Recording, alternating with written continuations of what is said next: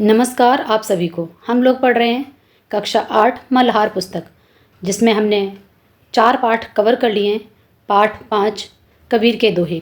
कबीर के दोहों की व्याख्या, कठिन शब्दार्थ, भावार्थ पहले ही हम पढ़ चुके हैं। अभ्यास प्रश्नों का एक भाग कवर कर लिया है। तो चलो बढ़ते हैं अपने अभ्यास प्रश्न की तरफ। दोहों की रचना। अतिका भला न बोलना, अतिका भला न चूप, अतिका भला न बरसना, अति की भली न धूप। इन पंक्तियों पर ध्यान दीजिए। इन दोनों पंक्तियों के दो दो भाग दिखाई दे रहे हैं। इन चारों भागों का पहला शब्द अति, इस कारण इस दोहे में एक विशेष प्रभाव उत्पन्न हो गया है।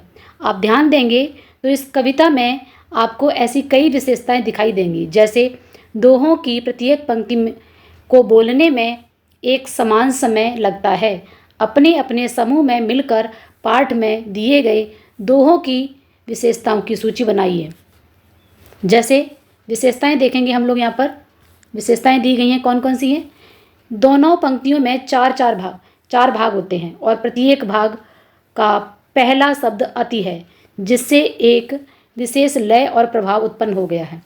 प्रत्येक पंक्ति में समान मात्रा, ताल, जिसे पढ़ने में सहजता और मधुरता आती है।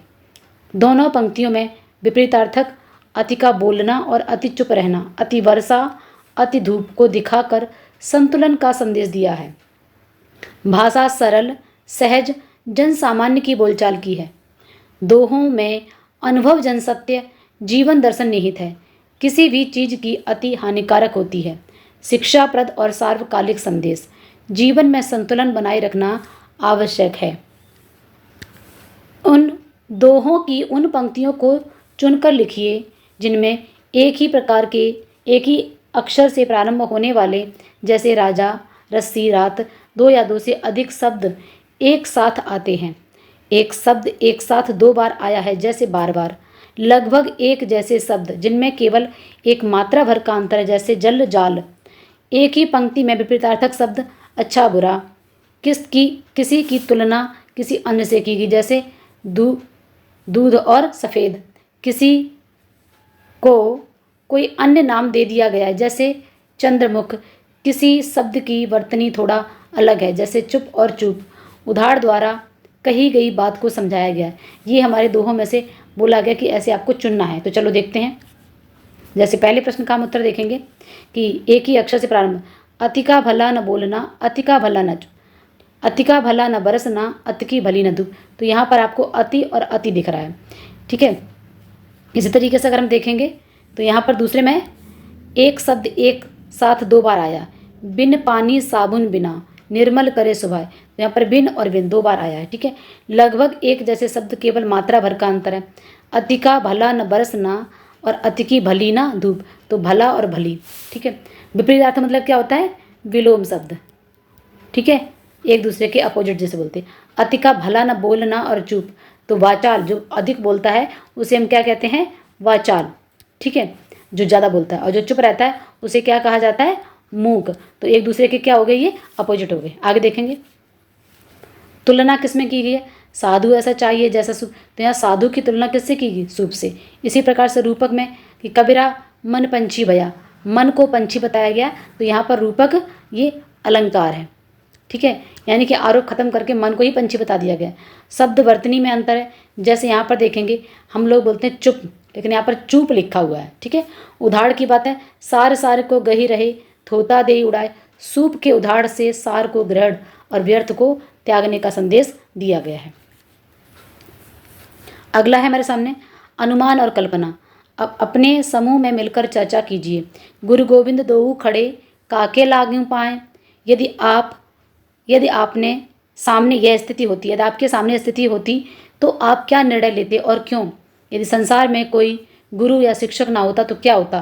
तो यहाँ पर कुछ प्रश्न आपसे पूछे गए हैं। अगर यहाँ पहले वाले का हम उत्तर देखें, पूछा गया यदि मेरे सामने स्थिति होती तो क्या निर्णय लेता और क्यों? तो देखेंगे, यदि मेरे सामने गुरु और भगवान दोनों खड़े होते तो मैं पहले गुरु के चरण स्पर्श करता, क्योंकि गुरु ही वह है जिन्होंने मुझे भगवान के बारे में बताया है, उनके मार्ग तक पहुंचाया है और सत्य असत्य में भेद करना सिखाया। गुरु के बिना भगवान की पहचान और सही साधना संभव नहीं है, इसलिए मैं गुरु के पैर छूता। अगला देखेंगे, यहाँ पूछा यदि संसार में, ठीक है, कोई गुरु या शिक्षक ना होता तो क्या होता। यदि संसार में कोई शिक्षक ना होता, यदि संसार में कोई शिक्षक ना होता तो ज्ञान का संचार नहीं हो पाता। लोग सही मार्गदर्शन के बिना भटकते रहते, नैतिक मूल्य और शिक्षा का विकास रुक जाता। गुरु ही जीवन में अनुशासन, ज्ञान, सद्गुण और सही दिशा प्रदान करते हैं। उनके अभाव में अज्ञान और व्यवस्था फैल जाती। ठीक है, इसी में अगला देखेंगे कि अति का भला न बोलना, अति का भला न चुप। यदि कोई व्यक्ति बहुत अधिक बोलता है या चुप रहता है तो उसके जीवन पर क्या प्रभाव पड़ सकता है। यदि वर्षा आवश्यकता से कम हो, अधिक हो या कम हो तो परिणाम क्या होगा। आवश्यकता से अधिक मोबाइल या मल्टीमीडिया का जो है प्रयोग करने से क्या परिणाम हो सकते हैं। तो यहाँ पर आपके लिए बोला गया कि अगर ऐसी सिचुएशन है तो क्या हो सकता है। अगर हम पहले वाले का देखें कि अधिक बोलना और अधिक चुप रहना, क्या अंतर आएगा। तो यहाँ पर बहुत अधिक बोलने वाला व्यक्ति अक्सर अनावश्यक बातें कर देता है, जिससे लोग उसे गंभीरता से नहीं लेते और कभी कभी विवाद भी उत्पन्न हो सकते हैं। बहुत चुप रहने वाला व्यक्ति अपनी बात सही समय पर नहीं कर पाता, जिससे उसके विचार सुझाव अधिक जो हैं क्या हो जाते हैं, अधिकार दब के रह जाते हैं।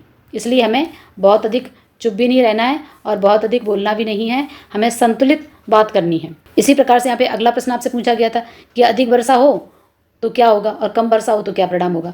अधिक वर्षा आने पर हम सबको पता है कि बाढ़ आएगी और बाढ़ आने पर क्या होता है, फसल नष्ट होती है, बीमारियाँ, जनजीवन और धन की हानि हो सकती है। कम वर्षा से क्या होगा, सूखा पड़ेगा, पानी की कमी, फसलें खराब हो जाएंगी, अकाल जैसी स्थिति उत्पन्न हो सकती है। इसके अलावा और भी बताइए आप, बाढ़ और सूखा से क्या क्या परेशानियां हो सकती हैं, वो आपको नोट करना है। अगला है कि बहुत ज़्यादा मोबाइल चलाना, मल्टीमीडिया, सोशल मीडिया, इससे क्या परिणाम हो सकता है। तो आंखों की कमजोरी आती है, मानसिक तनाव, नींद में कमी, पढ़ाई और कामकाज पर ध्यान न दे पाना जब ज़्यादा मोबाइल चलाते हैं। ऐसी सामाजिक मेलजोल में कमी अगर होगी तो क्या हो जाएगा, अकेलेपन का अभाव, और इससे क्या हो जाता है कि लत लगने का भी रहता है कि मोबाइल के बिना रह नहीं पाते लोग, तो एक तरीके से एडिक्शन हो जाता है। अगला प्रश्न हमारे सामने था कि साँच बराबर तप नहीं, झूठ बराबर पाप। झूठ बोलने पर आपके जीवन पर क्या प्रभाव पड़ सकता है। कल्पना कीजिए कि आपके शिक्षक ने आपके किसी गलत उत्तर के लिए अंक दे दिए हैं। ऐसी परिस्थिति में आप क्या करेंगे। मान लीजिए कई बार ऐसा होता है कि गलती से क्या होता है कि आंसर जो है चेक हो गया और वो क्वेश्चन गलत था, तो अब क्या करेंगे आप। तो यहाँ पर झूठ बोलने का जीवन पर प्रभाव। झूठ बोलने से व्यक्ति का विश्वास और सम्मान कम हो जाता है। झूठ तो पकड़ा ही जाता है एक दिन, और जब उसका झूठ सामने आता है तो लोग उसकी रिस्पेक्ट करना बंद कर देते हैं। रिश्तों में दरार आ जाती है, लोग विश्वास नहीं करते हैं, फिर उस पर कभी लोग उस पर भरोसा नहीं रखेंगे। लंबे समय तक झूठ बोलते समय मन में डर और असुरक्षा, हमेशा व्यक्ति भयभीत रहता है, कभी मेरा झूठ सामने ना आ जाए, है ना, मेरे झूठ पकड़ा ना जाए। समाज में उसकी छवि बहुत ज़्यादा खराब हो जाती है। इसी में अगला प्रश्न था, यदि शिक्षक ने किसी गलत उत्तर के लिए अंक दे दिए हैं तो मैं क्या करूँगा। मैं ईमानदारी से शिक्षक को बताऊंगा कि मेरा उत्तर गलत था। सही जानकारी देकर शिक्षक के अंक सुधरवाने का अनुरोध करेंगे। अक्सर देखा गया है क्लास में बच्चे क्या करते हैं, ये गलत पे अगर वो सही पे गलत कट गया है, ठीक है, तब तो बहुत जल्दी आएंगे कि मैम नंबर कट गया मेरा। लेकिन अगर कभी गलती से किसी गलत आंसर पर उसको कि आंसर तो उसका गलत था लेकिन नंबर चढ़ गया है, तो कभी बच्चे बताने नहीं आते। लेकिन ऐसा देखा गया है कि कुछ बच्चे होते हैं जो बताने आते हैं कि मम्मी ये क्वेश्चन तो गलत था, गलती से नंबर या जोड़ते समय काउंटिंग में कम या ज़्यादा हो जाए, तो ईमानदार बच्चे हमेशा बताते हैं आकर। तो यहाँ पर ये बताया गया कि हमें ईमानदार रहना है। अगर नंबर कम है तो भी कोई दिक्कत नहीं है। ऐसा करने से ईमानदारी और सच्चाई का पालन करना होगा, जिससे मेरा आत्मविश्वास और विश्वास दोनों ही बढ़ेंगे। इसके बचे हुए अभ्यास प्रश्नों को अगली वीडियो में करेंगे। तब तक के लिए धन्यवाद।